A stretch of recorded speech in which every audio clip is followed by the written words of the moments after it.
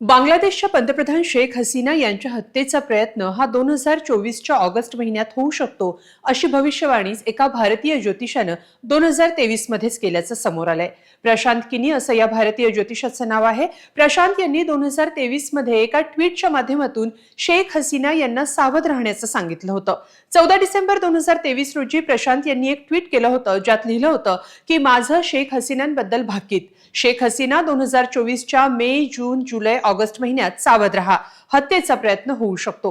बांगलादेशची सध्या परिस्थिती सर्वांसमोर आहे। हे ट्विट पुन्हा रिपोस्ट करत प्रशांत यांनी या भाकिताची पुन्हा आठवण करून दिली आहे। या पोस्टची पुन्हा चर्चा सुरू झाली आहे, कारण ऑगस्ट महिन्याच्या सुरुवातीलाच शेख हसीना यांना देश सोडावा लागलाय। शेख हसीना यांनी पंतप्रधान पदाचा राजीनामा दिल्यानं बांगलादेशमध्ये अराजक निर्माण झाले। शेख हसीना या 2009 पासून बांगलादेशच्या पंतप्रधान होत्या। दरम्यान भारतीय ज्योतिष प्रशांत यांच्या या भाकिताची मात्र जोरदार चर्चा सुरू आहे।